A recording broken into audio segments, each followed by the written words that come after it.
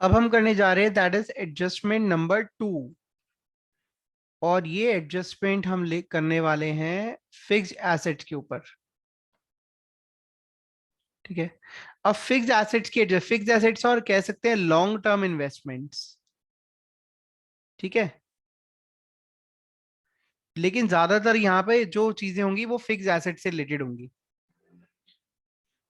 अब देखिए यहाँ पर फिक्स्ड एसेट्स में we have two cases, case 1 and case 2। Case 1, when depreciation is charged on asset, charged on fixed asset। आप fix asset पे depreciation charge करते हैं। Case 2, when depreciation is charge to provision for depreciation account. आप asset पे charge नहीं करते, provision for depreciation account में charge करते हैं। ठीक है। तो we have two different cases जिसपे हम एग्जांपल करेंगे और आज हमारा ऑलमोस्ट कोशिश करेंगे खत्म हो जाए टॉपिक। देखिए, सबसे पहले केस 1, नॉर्मल केस। ठीक है। Depreciation is charge on fix asset. ठीक है, ध्यान से समझना है, यहाँ पे मैं फिक्स एसेट अकाउंट बनाने वाला हूं।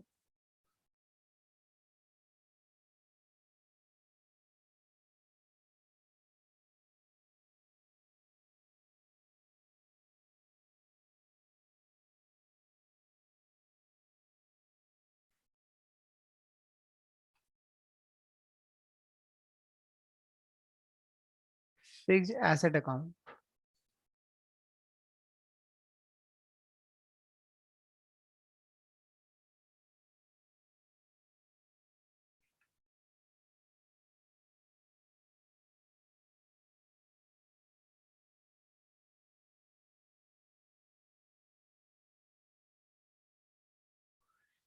ठीक है जी। तो यहां पर to balance BD, this balance BD is opening balance of fix asset that we hold in the beginning of the year. उसके बाद हम कोई भी एसेट खरीदते हैं तो एंट्री क्या होती है, टू बैंक अकाउंट। जिन लोगों ने डेप्रिसिएशन चैप्टर करा हुआ है पहले, याद है तो उनको अच्छे से क्लियर हो जाएगा। अच्छा, अगर ये एसेट अपने उधार पे खरीदी है, टू वेंडर्स अकाउंट आ जाएगा। ओके। तो ये क्या इंडिकेट कर रहा है, purchase of asset. Okay, purchase of asset. Okay. Next, जब आप एसेट को सेल ऑफ करते हैं तो बाय बैंक अकाउंट, और अगर आप किसी एसेट को उधार पे बेचते हैं तो वेंडर्स अकाउंट। ठीक है। This is sale of asset. तो ये एसेट बेचने की एंट्री हो गई। ओके। अब इसके अलावा एसेट पे आप क्या चार्ज करते हैं, डेप्रीसिएशन, जिससे एसेट की वैल्यू रिड्यूस हो जाती है। ठीक है। उसके बाद अगर एसेट को बेचने पे नुकसान होता है, आई रिपीट, एसेट्स को बेचने पे नुकसान होता है, तो आप यहां नुकसान को रिकॉर्ड करते हैं, that is loss on sale. और अगर एसेट को बेचने पे फायदा होता है तो to profit and loss account, that is profit on sale. ठीक है जी। ओके। तो अब बच क्या जाता है, बच जाता है बाय बैलेंस सीडी। तो यहां पे अगर आपको ये अकाउंट बनाना आता है तो आप कोई भी मिसिंग फिगर हो वो अच्छे से निकाल सकते हो। ठीक है, कोई भी मिसिंग फिगर हो। अब हमें ये समझना है कि इनका इफेक्ट सीएफएस पे क्या होता है, इफेक्ट ऑन सीएफएस। ठीक है, देखिए, ये जो आपने एसेट बेची है ये प्लस हो जाता है इन्वेस्टिंग एक्टिविटीज में। क्यों? क्योंकि एसेट बेचोगे पैसा आएगा, और फिक्स एसेट को बेचना is a part of investing activities. ठीक है। जो डेप्रीसिएशन आपने चार्ज करा है वो प्लस हो जाता है ऑपरेटिंग एक्टिविटी में। अब आप कहोगे सर ऑपरेटिंग एक्टिविटी में प्लस क्यों हो जाता है, क्योंकि ये नॉन कैश एक्सपेंस है। जो लॉस ऑन सेल हुआ है वो भी ऑपरेटिंग एक्टिविटी में ऐड हो जाता है। क्यों? क्योंकि वो नॉन ऑपरेटिंग आइटम है, नॉन ऑपरेटिंग आइटम है। ठीक है। वो इसके बाद जो एसेट आप खरीद रहे हो वो इन्वेस्टिंग में माइनस हो जाती है, इन्वेस्टिंग एक्टिविटी में माइनस हो जाती है। क्यों? क्योंकि एसेट खरीदना is a part of investing activity. Profit on cell वो माइनस हो जाता है ऑपरेटिंग में। कारण क्या है? क्योंकि प्रॉफिट ऑन सेल प्रॉफिट में इंक्लूड होता है और ये नॉन ऑपरेटिंग आइटम है, नॉन ऑपरेटिंग आइटम है। ठीक है, अगर आपको ये बात समझ आ गई है तो अब आप फिक्स एसेट की एडजस्टमेंट आराम से कर सकते हो। कोई डाउट है तो यू मे आस्क। ठीक है, वैसे तो मुझे आपको अभी इस पर क्वेश्चंस करवाने थे केस नंबर 1 पे, लेकिन पहले हम केस नंबर 2 कवर कर लेते हैं। ठीक है, there is shortage of time. तो when depreciation is charged to provision for depreciation account। देखिए ध्यान से समझेंगे, मैं आपको पहले नॉर्मल केस एक्सप्लेन कर देता हूं। नॉर्मली क्या होता है, आप कोई भी एसेट लेते हो, लेट से 1 लाख रुपए की एसेट ली, उस पे हर साल डेप्शन चार्ज होता है। एसेट लेट से 10%, उसकी वैल्यू कम हो जाती है, उसको हम बोलते हैं रिटर्न डाउन वैल्यू। ठीक है, फिर डेप्शन चार्ज होता है, फिर एसेट की वैल्यू और कम हो जाती है, फिर डेप्शन चार्ज होता है, फिर एसेट की वैल्यू और कम हो जाती है।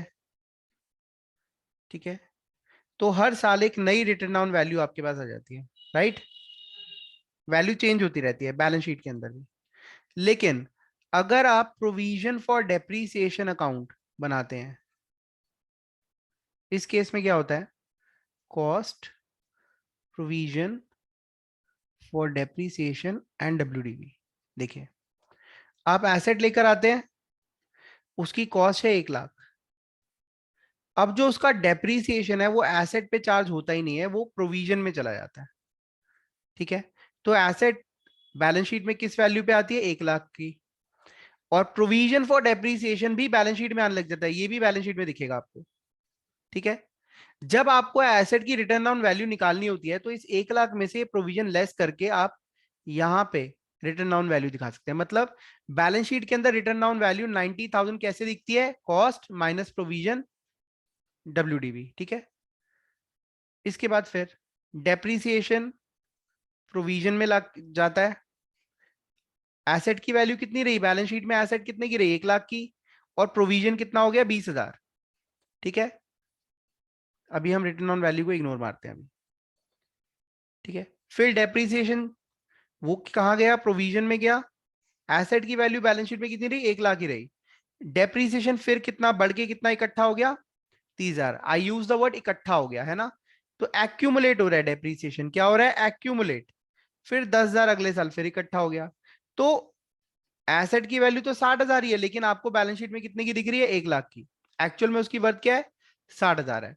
तो एसेट अकाउंट के अंदर, एसेट अकाउंट के अंदर आपको वो एसेट 1 लाख की ही दिखेगी, और प्रोविजन दिखेगा उस एसेट का 40,000।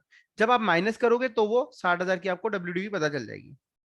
आज हम एसेट को सेल कर रहे हैं, सोल्ड। ठीक है, लेट से एसेट को हमने बेच दिया 45,000 रुपए में। ओके, ठीक है, जिस दिन आप एसेट को बेचते हैं, ये प्रोविजन फॉर डेप्रीसिएशन जो उस एसेट के ऊपर चार्ज इकट्ठा करा गया डेप्रीसिएशन है, एसेट जा रही है, तो उस एसेट का जो डेप्रीसिएशन है वो हम उस एसेट पे एक साथ चार्ज कर देते हैं। ठीक है, जैसे हम उसे एक साथ चार्ज करते हैं तो एसेट अपनी रिटर्न डाउन वैल्यू पे आ जाती है, और हम उसको कंपेयर करके प्रॉफिट या लॉस निकाल लेते हैं, जो यहाँ पे लॉस आ रहा है। ठीक है, 60,000 की एसेट को 45,000 का हमने सेल करा। ठीक है, ये नोट डाउन कर लो, फिर हम आगे चलते हैं।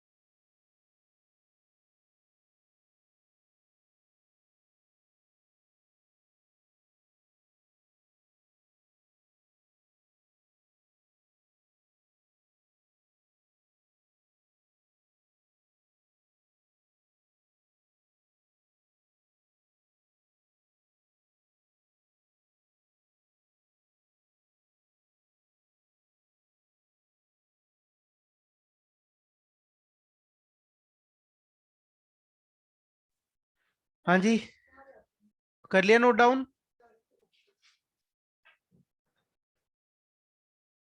कर लिया भाई नोट डाउन? हाँ या ना तो बोलो। दीपक, इशिता, रोज, तुषार। यस। अब इसके बाद आपने क्या करना है, यहाँ पर अब दो अकाउंट्स बनेंगे। कैसे, ये देखिए। एक बनेगा एसेट अकाउंट और दूसरा प्रोविजन फॉर डेप्रीसिएशन अकाउंट।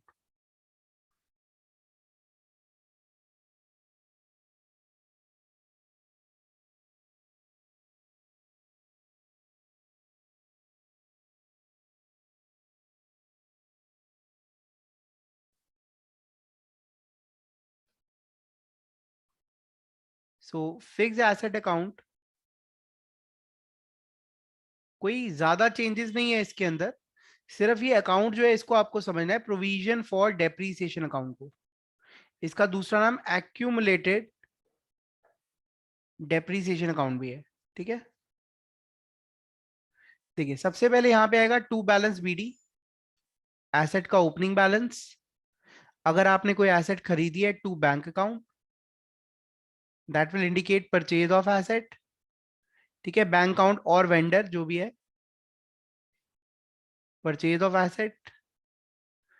अगर आप कोई एसेट सेल कर रहे हो, ये देखो, बाय बैंक अकाउंट और vendor account, that will indicate sale of asset.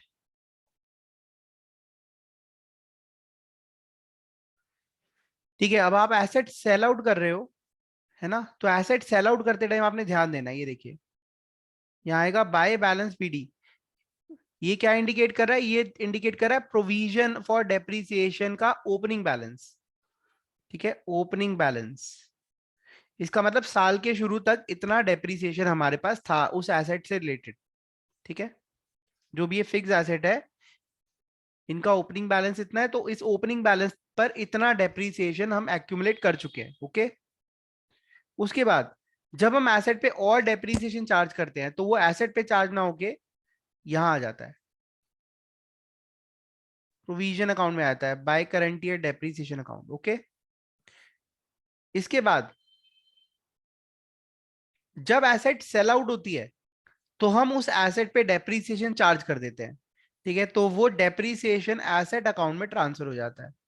ठीक है, and this is depreciation charge on asset sold.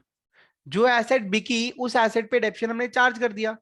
ठीक है, तो अब जैसे ही हमने चार्ज करा, तो ये डेप्शन कहां आ जाएगा? एसेट की वैल्यू को कम कर देगा, by provision for depreciation account. ठीक है, डेप्रीसिएशन ऑन एसेट सोल्ड, जो एसेट बिकी है सिर्फ उसी पे लगेगा डेप्रीसिएशन। जो एसेट अभी बिकी नहीं, उस पे उसकी बात नहीं कर रहे हम, उसका डेप्रीसिएशन कहां दिखेगा आपको? यहीं दिखेगा, to balance CD, this is closing balance. ठीक है, और यहां पर अगर लॉस है तो by profit and loss account, that indicates loss on sale. और अगर प्रॉफिट है तो to profit and loss account, that indicates profit on sale. ठीक है जी, और यहां लास्ट में क्या आता है? By balance CD. अब यहाँ पे हमने सीएफएस में क्या ट्रीटमेंट होगा वो समझना है। ठीक है जी, तो ये तो सब सेम है। ये होगा प्लस कहां पर? इन्वेस्टिंग में। ये होगा माइनस इन्वेस्टिंग में। याद रहे, अगर पैसा गया है तो, वेंडर वाला केस नहीं। ये होगा माइनस ऑपरेटिंग में, प्रॉफिट माइनस होता है और लॉस प्लस होगा ऑपरेटिंग में। ये प्रोविजन फॉर डेप्शन है, इसका मतलब इस साल चार्ज नहीं हुआ, ये तो एसेट पे जितना भी डेप्शन था हमने अब लगाया है, तो डेप्शन जो चार्ज हुआ है इस साल वो ये है, करंट ईयर डेप्रीसिएशन। तो ये होगा ऑपरेटिंग में ऐड, ऑपरेटिंग में ऐड हो जाएगा, दैट्स इट। ठीक है, इस पर बेस्ड क्वेश्चन हम नेक्स्ट क्लास में करने वाले हैं, तो नेक्स्ट क्लास के अंदर हम सारी प्रॉब्लम जो है फिक्स एसेट रिलेटेड कवर कर लेंगे। कोई डाउट है तो यू मे आस्क।